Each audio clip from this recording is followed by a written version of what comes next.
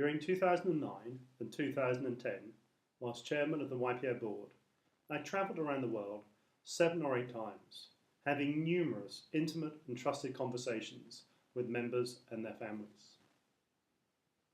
As I look back, I see that this was a really unique opportunity to look into the soul of the YPO organisation and to see emerging the potential for a true global community of CEOs. I also started to look for the pattern or story that sits underneath all these conversations. For there must be a story and a pattern, for each of us can only swim in the great river of our times. So my first observation is that as YPOers, we're becoming increasingly world-centric in the way we think and behave.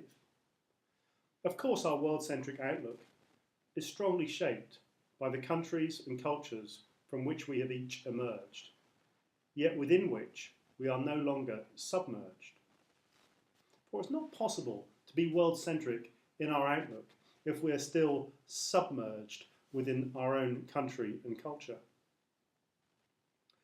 The second observation is that you see members holding some anxiety about the likely social and environmental inheritance awaiting their children and grandchildren, and yet also unclear what they can do about that now and in coming years. The lesson I draw from this is that we should each ensure that what we do feeds and nourishes who we are. For what we do shapes who we become. And when I use the term who we are, I'm referring to what do we stand for? What are our passions? What's our own area of genius?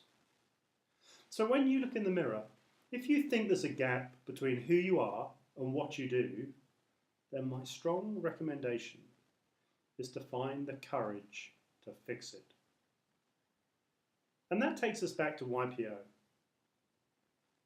Here we have a global community within which we can each reflect on our own leadership journey and gain exposure to new ways of thinking, new ways of doing, and even new ways of being.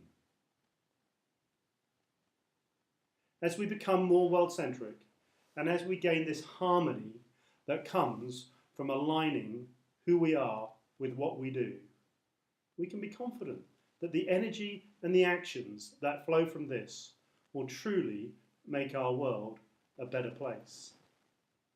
And who knows, our grandchildren may be truly grateful.